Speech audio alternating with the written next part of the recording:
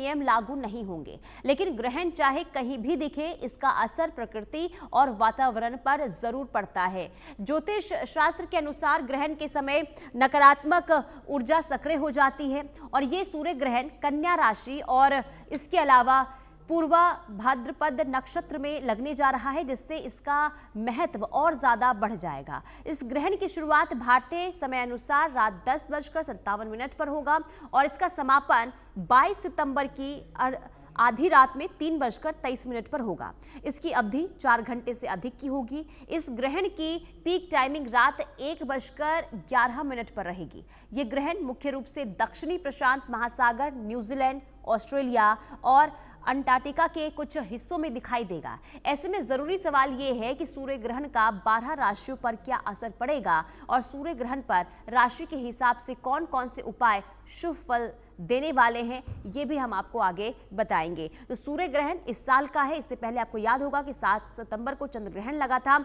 और इसके बाद इस साल का आखिरी सूर्य ग्रहण यानी कि कल लगने जा रहा है। हालांकि इसका असर भारत पर नहीं होगा, लेकिन फिर भी क्योंकि देखिए अगर हम वातावरण के हिसाब से बात करें, प्राकृतिक के हिसाब से बात करें तो नकारात्मक असर कहीं ना कहीं इसका जरूर होता है। तो साल का आखिरी सूर्य ग्रहण ये है। तो आइए जान लेते हैं कि देखिए 21 सितंबर को साल का ये आखिरी सूर्य ग्रहण और 21 सितंबर को रात 10:59 से ये सूर्य ग्रहण की शुरुआत होगी और सूर्य ग्रहण का समापन 22 सितंबर की सुबह 3:23 पर होगा।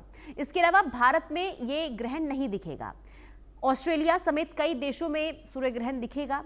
भारत में सूतक काल नहीं है। 21 सितंबर को पूजा पाठ पर रोक भी नहीं रहेगी। ये भारत के लिहाज से थोड़ी राहत जरूर है, लेकिन माना यह जाता है कि सूर्य ग्रहण है तो कहीं ना कहीं इसका असर जरूर पड़ता है। तो ये भी जानने और समझने की हम कोशिश करेंगे, ज्योतिषी से भी जानने की समझने की कोशिश करेंगे। इसके अलावा हमारे साथ वास्तु विशेषज्ञ भी जुड़ेंगे, उनसे भी हम जानेंगे। तो सूर्य ग्रहण की अगर हम बात करें तो कैसे असर होगा, आखिर क्या एहतियातन तौर पर कदम उठाने चाहिए, और इस बार क्योंकि भारत पर असर नहीं है लेकिन क्या फिर भी हमें कोई जरूरी कदम उठाने चाहिए, ये भी हम समझने की कोशिश जरूर करेंगे। और चलते हमारे साथ मेहमान जुड़ चुके हैं, आचार्य डॉक्टर जीतू सिंह ज्योतिषी जुड़ चुके हैं। इसके अलावा मान्य वास्तु विशेषज्ञ हमारे साथ जुड़े हुए हैं। आप दोनों का बहुत स्वागत है। सबसे पहले आचार्य डॉक्टर जीतू जी मैं आपके पास आऊंगी, क्योंकि सूर्य ग्रहण है लेकिन देखिए भारत पर इसका असर नहीं होगा, लेकिन फिर भी इस सूर्य ग्रहण के बारे में जरा समझाइए, क्या इसका असर किस तरीके से हम भारत के लिहाज से अगर हम इस सूर्य ग्रहण को देखें तो किन किन चीज़ों का ध्यान रखना चाहिए, किन किन चीज़ों पर फोकस रहेगा और क्या ऐसी चीज़ें हैं जो इस ग्रहण के दौरान हमें नहीं करनी चाहिए? बिल्कुल, बहुत बहुत धन्यवाद। और सबसे बड़े ये जरूरी चीज है कि हमें इस चीज के लिए अवेयर होना है कि सूर्य ग्रहण का हो या चंद्र ग्रहण का हो, अगर दिख रहा है तो पूर्ण प्रभाव होता है, अगर नहीं दिख रहा है तो भी कहीं ना कहीं आंशिक प्रभाव उसका होता है। और दूसरी बात, उत्तरा फाल्गुनी नक्षत्र में ये ग्रहण लग रहा है जो कि सूर्य का ही नक्षत्र है। सूर्य ही ग्रहण जो है उसके घेरे में आ रहा है और सूर्य और चंद्रमा ये दोनों जो है ये कन्या राशि में रहने से दोनों के जो ऊपर है वो उत्तरा फाल्गुनी नक्षत्र यानी सूर्य के नक्षत्र का ही प्रभाव है जी। दूसरी बात, जो चंद्र ग्रहण लगा था वो लगा था जो हमारी वेस्ट साइड है यानी पश्चिम दिशा को ज्यादा प्रभावित किया था, वो वायु तत्व का ग्रहण था। लेकिन जो ये 21 तारीख को लगने जा रहा है ये हमारे पृथ्वी तत्व को टच करेगा, यानी हमारी पृथ्वी को कहीं ना कहीं नुकसान पहुंचाने का कार्य करेगा। सूर्य आत्मा है और चंद्रमा हमारा मन है। दोनों चीजें बहुत इंपॉर्टेंट है, दोनों ग्रह बहुत इंपॉर्टेंट है। और अगर हम बात करते हैं सूर्य की तो ये कन्या राशि में लग रहा है। ये काल पुरुष की कुंडली का 6ठा भाव है और 6ठा भाव हम सबकी नौकरियां हैं, 6ठा भाव हमारे रोग हैं, 6ठा भाव हमारा ऋण है, 6ठा भाव हमारे शत्रु हैं। यानी जब जब ऐसा नकारात्मक प्रभाव किसी ऐसे पर्टिकुलर स्थान पर होता है जो कि 6ठा भाव काल पुरुष की कुंडली का है और ये भाव को हाफ कंपटीशन भाव भी माना जाता है, तो इसका प्रभाव तो होगा। रही बात पूर्ण विजिबल होता है तो उसके सारे सिस्टम को हम फॉलो करते हैं, लेकिन जब ये खंड ग्रास है क्योंकि 10 से 11 डिग्री का डिफरेंस है जो ये सूर्य ग्रहण पड़ रहा है। केतु ग्रहण लगाएगा सूर्य को, लेकिन केतु पंचम राशि में है, सिंह राशि में है। जो सूर्य है वो कन्या राशि में प्रवेश कर चुके होंगे। इनकी राशियों में डिग्री का बहुत अंतर आ चुका है। तो अगर हम देश की कुंडली की बात करते हैं तो देश की कुंडली के तो पंचम भाव में लगेगा ये ग्रहण। लेकिन अगर हम निजी तौर पर बात करते हैं, पर्सनल कुंडलियों की बात करते हैं, तो ये काल पुरुष कुंडली का छठा भाव एक्टिवेट हो जाएगा। अब जब हम पृथ्वी तत्व और वायु तत्व की बात करते हैं जी। या फिर 15 दिन के अंदर 2 ग्रहण की बात करते हैं, तो ये बहुत प्रभावकारी होते हैं। जिन देशों में दिखा वहां तो बड़े लेवल की सत्ता परिवर्तन उसने किया और सडनली किया। जैसे जापान की सिचुएशन आपने देखी, इमीडिएट पीएम को कुर्सी छोड़नी पड़ी, यानी वहां पे दोनों ग्रहण पूर्ण विजिबल है। अगर हम ये कहते हैं कि ग्रहण के बाद का प्रभाव ज्यादा होता है, तो क्या ग्रहण के पहले से प्रभाव क्यों नहीं होता है? 9 घंटे पहले सूतकाल क्यों शुरू हो जाता है? 12 घंटे पहले सूतकाल क्यों माने हम कर देते हैं? यानी जब जब ये डिग्रियों के घेरे में आते हैं, जब जब इनकी डिग्रियां आपस में कंजेशन करने लग पड़ती हैं, जितना आगे बढ़ने लग पड़ती हैं, उतना ज्यादा ये प्रभावकारी होता है। 4 घंटे लगभग 24 मिनट का ये ग्रहण है। विजिबल नहीं है, लेकिन सूर्य तो एक ही है, आत्मा का कारक तो एक ही है। तो यानी ऑर्बिट के अंदर जब भी कोई खलबली मचती है तो उसका खास करके इम्पैक्ट, चाहे वो व्यक्ति विशेष हो, चाहे वो हमारी मेघनी ज्योतिष के हिसाब से पूरे वर्ल्ड वाइड हो, ये पड़ता ही पड़ता है और ये पड़ेगा ही पड़ेगा और इसका प्रभाव दिख भी रहा है। ठीक है, यानी कि असर भारत पर भारतवासियों को इसे लेकर देखिए सतर्क रहने की जरूरत है। ठीक है, आगे भी मैं आपसे जानने की समझने की कोशिश करूंगी कि आखिर इस दौरान हमें क्या करना चाहिए। एक बार मैं मान्या जी के पास आती हूँ। मान्या जी, अगर हम वास्तु के हिसाब से देखें तो आप किस तरीके से सूर्य ग्रहण को देख रहे हैं? तो देखिए, जो जीतू जी ने बताया बिल्कुल सही बताया कि ये सूर्य जो ग्रहण लग रहा है ये शाम के समय पे, क्योंकि रात के समय पर लग रहा है, तो इसका इफेक्ट देखिए 100% तो इंडिया पर नहीं होने वाला है। लेकिन कहते हैं क्योंकि यूनिवर्सल ये एक्टिविटी होने वाली है, तो कहीं ना कहीं 25% का जो है ये डेफिनेटली आपको जो है असर देने वाला है। और देखिए सबसे इम्पोर्टेंट है इस समय पर, क्योंकि सूर्य पर ग्रहण है जो कि हमारा आत्मा का कारक है। हमारे लिए ये एक सोल की तरह, जैसे कहते हैं ना कि हमारे जीव के अंदर आत्मा सबसे इंपॉर्टेंट है, तो उसी तरीके से सूर्य जो है वो वर्ल्ड वाइड पूरे यूनिवर्स में एक ही है, जिसकी वजह से ये जो है कहीं ना कहीं हमारी नौकरियों पर, इसके अलावा हमारे खुद के ऊपर जो हमारे अंदर की जो नेगेटिविटी है उसको जो है बढ़ाने की कोशिश भी करेगा। क्लाइमेट चेंज भी जो है इस टाइम पे आपको देखने को मिलेंगे। यहाँ तक कि जो वेदर है वो काफी खराब होता हुआ, नवरात्रों के बाद भी दिवाली तक आपको फ्लड्स की जो है और साथ में रेन की खबर आ सकती है। फिजी, न्यूजीलैंड, ये सब जगह पर आपको जो है कोई ना कोई पीस से अनपीस होता हुआ दिख सकता है। पॉलिटिकल चेंजेस आ सकते हैं, वेदर अनरेस्ट होगा, साथ में स्टॉक मार्केट में भी कहीं ना कहीं वॉलेटिलिटी दिखेगी। अब मैं आपको बताती हूँ कि वास्तु के हिसाब से लोगों को क्या करना है। तो देखिए सूर्य जो है वो हमारी जो है, जैसे कहा ना कि आत्मकारक है, तो सबसे इंपॉर्टेंट है आप अपने घर के ईस्ट डायरेक्शन को स्ट्रॉन्ग करें। जब सूर्य ग्रहण खत्म हो उसके बाद लगातार 30 दिन तक आप जो है 30 से 90 दिन तक ये एक्टिविटी जरूर करें, सूर्य को जल चढ़ाएं, क्योंकि ये डेफिनेटली जॉब्स के ऊपर खतरा देने वाला है। तो कहीं ना कहीं आपको जो है सूर्य को रेगुलर जब जल चढ़ाना है तो कॉपर के वेसल में डालकर जो है जल चढ़ाना है, और उसके अंदर थोड़ा सा जो है लाल कुमकुम जरूर डालें, क्योंकि वो आपको मदद करेगा अपनी जॉब को सिक्योर करने के लिए। इसके अलावा आदित्य हृदय स्तोत्र का पाठ रेगुलरली करते रहें। अपने ईस्ट डायरेक्शन में, घर के ईस्ट डायरेक्शन यानी कि 90 डिग्री पर एक सूर्य, कॉपर का जो सूर्य होता है उसका जो है एक कॉपर एलिमेंट में सूर्य जो है जरूर लगाएं। इससे भी उनको, लोगों को बहुत ही राहत मिलेगी। एक तो साथ में उनकी जो सोशल कनेक्टिविटी है वो स्ट्रांग होगी, गवर्नमेंट से कोई प्रॉब्लम नहीं आएगी, और साथ में जॉब्स भी सिक्योर रहेंगी। इस तरीके की छोटी छोटी चीजें करने से डेफिनेटली देखिए ग्रहण के असर तो रहने वाला है, लेकिन लोग अपनी परेशानियों से बच सकते हैं। और मैं ये भी बता दूं कि जो ये वाला जो ग्रहण आ रहा है, ये मोस्टली ज्यादातर जो परेशान करने वाला है वो सीधे लोगों को परेशान करने वाला है। जो लोग बहुत सीधे हैं, जो अपने कहते हैं ना कि इंसाफ के अलावा इंसाफ पे चलते हैं, तो उस तरीके के लोगों को ये बहुत ज्यादा तंग करने वाला है। यहाँ पर बहुत इंपॉर्टेंट है कि लोग अपने लिए स्टैंड लें। जो लोग कहते हैं ना कि अपने लिए स्टैंड नहीं ले रहे हैं, जी। तो वहां उनको जो है कहीं ना कहीं बहुत हानि होने वाली है। उनके जो है मानसिक पे भी हानि होगी, और साथ में उनको आत्मा पे भी उनको काफी ज्यादा घात लगने वाली है। तो इसलिए कोशिश करें कि अपने लिए स्टैंड लेना बहुत जरूरी है। इसके साथ साथ मैं आपको राशियों का भी थोड़ा सा बताना चाहूंगी कि ठीक जो है। पॉजिटिव राशियां हैं वो रहेंगी मेष राशि, वृषभ राशि, कर्क राशि। मेष राशि में इनकम ग्रोथ डेफिनेटली दिखने को मिल रही है, लेकिन यहाँ पर उनको थोड़ा सा मार्केट को संभल के चलने की जरूरत है, ठीक मार्केट को है। समझ के चलने की जरूरत है। यहाँ पर उनको फॉरेन गेन्स भी होते हुए दिख रहे हैं।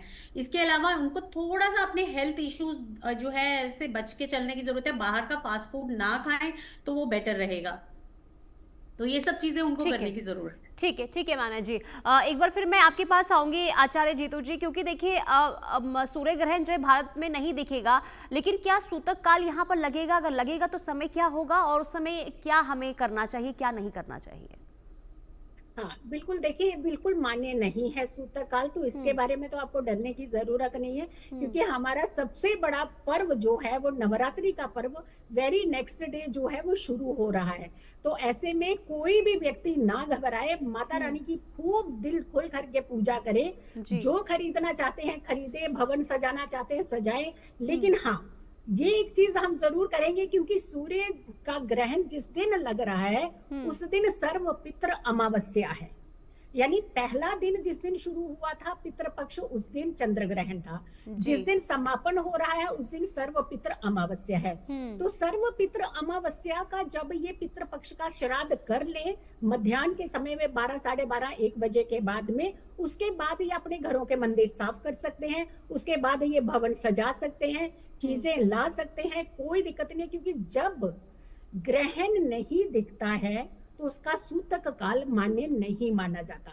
हम सिर्फ यहाँ पे बात कर रहे हैं कि सूर्य डिस्टर्ब है, तो हमें अपनी जिंदगी में सूर्य की एनर्जी को बनाए रखने के लिए, जैसे आचार्य जी ने खुद अभी बताया कि हमारा निजी तौर पर उसका प्रभाव पड़ रहा है, और हाँ डेफिनेटली पड़ेगा, क्योंकि सूर्य एक ही है।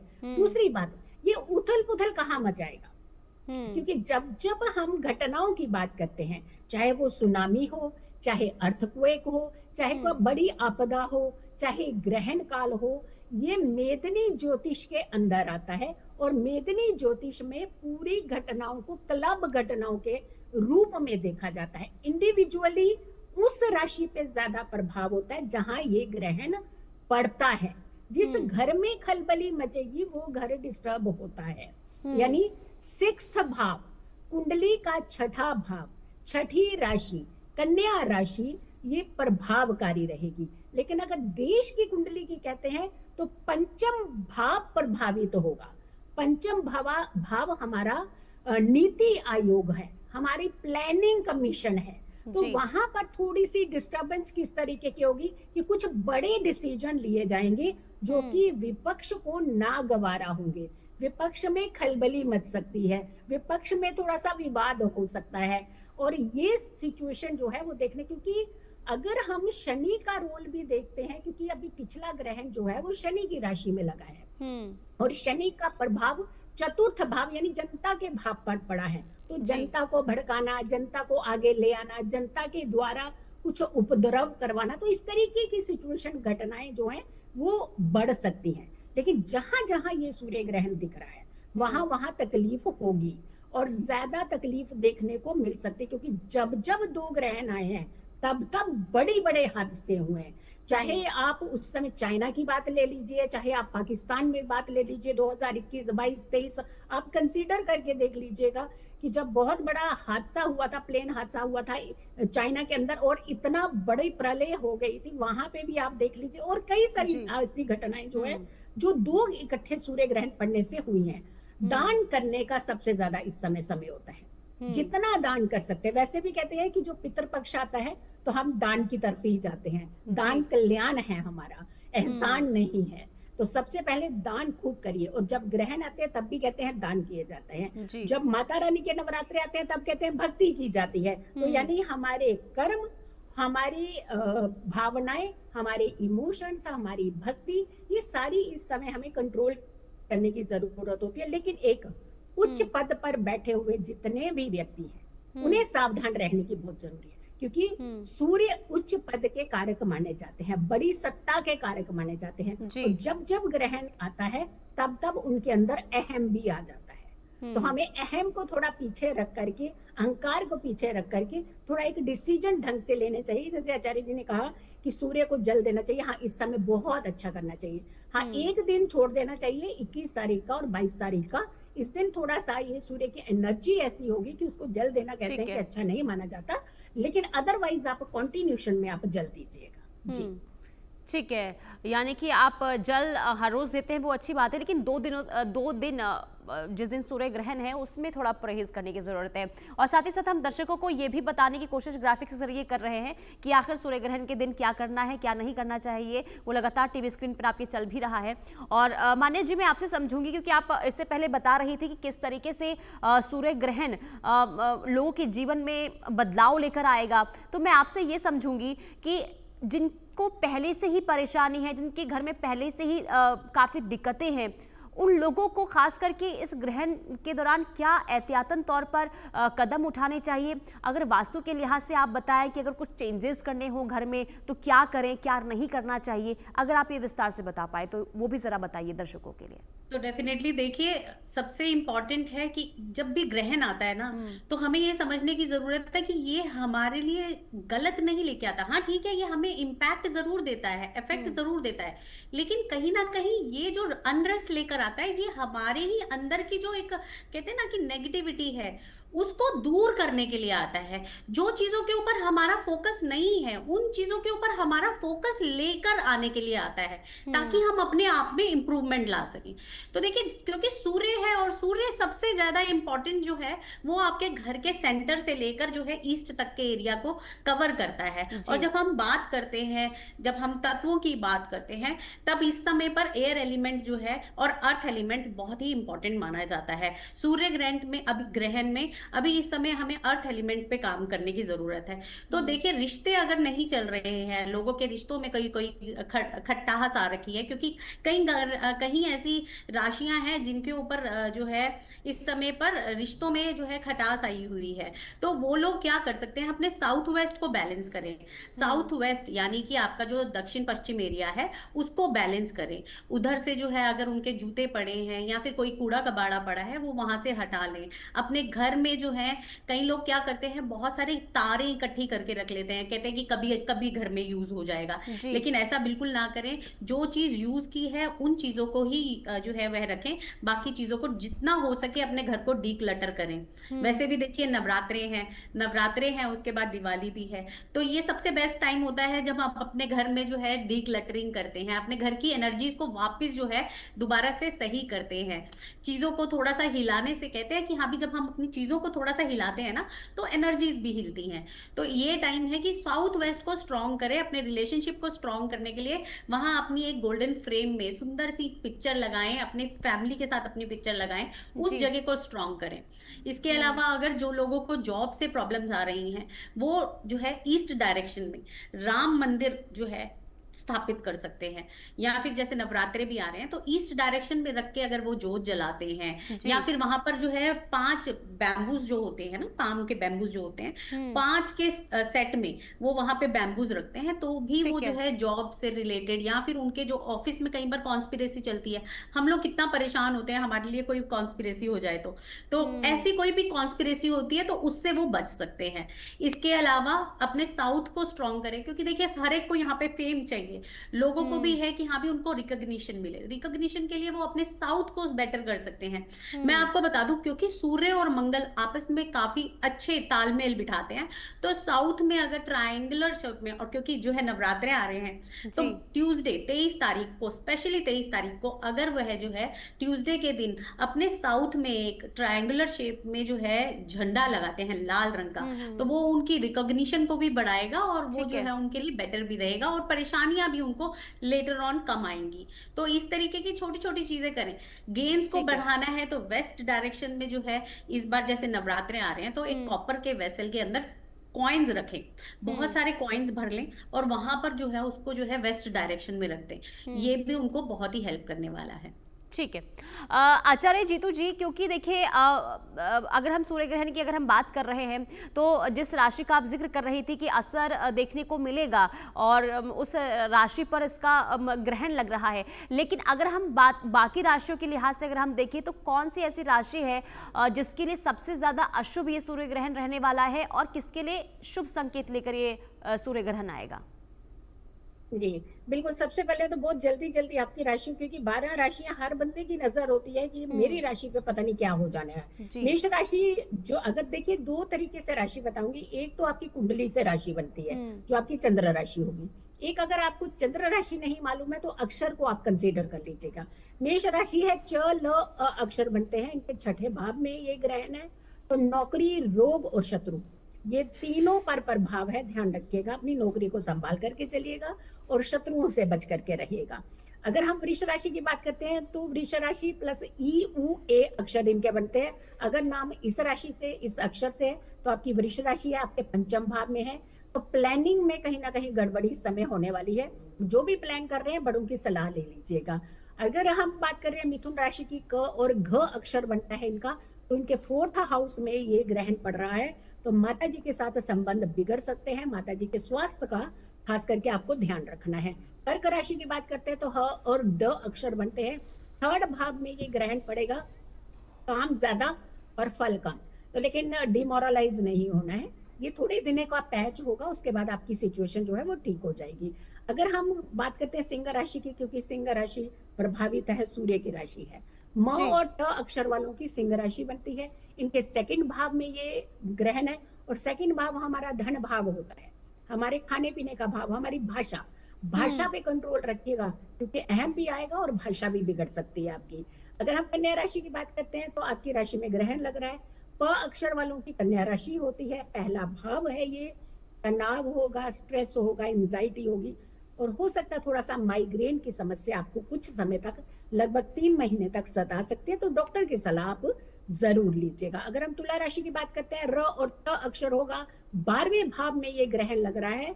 खर्च ज्यादा, शादीशुदा जिंदगी पे थोड़ी सी परेशानी, लड़ाई झगड़े और हो सकता है डॉक्टर पर खर्च ज्यादा हो सकता है। तो थोड़ा सा आप एक उपाय बताएंगे जो सब लोग करिएगा, वो दान ही है। दान करिएगा, बहुत सारी चीजों से हम बच जाएंगे। वृश्चिक राशि की बात करते हैं, य और न अक्षर वाले वृश्चिक राशि है। इनके 11वें भाव में ये ग्रहण पड़ रहा है, तो धन की हानि दिखा रहा है या फिर जहां पैसा आपका आना है हो सकता अटक जाए। अगर हम धनु राशि की बात करते हैं, भ और फ अक्षर और धनुष वाला ध ये अक्षर है तो आपकी धनु राशि है। तो आपके 10वें भाव में ये ग्रहण है। काम में थोड़ी सी देरी हो सकती है, लेकिन टेंशन नहीं लीजिएगा, एट द एंड काम आपका हो जाएगा। मकर राशि की बात करते हैं, ख और ज अक्षर वाले मकर राशि हैं। चंद्रमा की राशि भी कंसीडर करिए, लेकिन अक्षर से भी आप इसे कर लीजिएगा। 9वें भाव में आपके ये ग्रहण लग रहा है, तो पिता से दूरी या पिता के साथ आप काम करते हैं तो हो सकता है डिस्प्यूट लेवल जो है बढ़ सकता है। कुंभ राशि की बात करते हैं तो कुंभ राशि में अभी रिसेंटली ही ग्रहण गया है, वो कि चंद्र ग्रहण था। तो ग और स अक्षर वाले कुंभ राशि होते हैं। तो 8वें भाव में ये ग्रहण लगेगा। घटना होने की पूरी संभावना है और संकट की संभावना है। अपने आप को बचा के रखिएगा, गाड़ी बहुत सावधानी से चलाइएगा। आखिरी राशि मीन राशि है। द अक्षर वाले मीन राशि बनते हैं, आपके 7वें भाव में ये ग्रहण है। मतभेद होंगे पति पत्नी के, मैं तुमसे बड़ा, तुम मेरे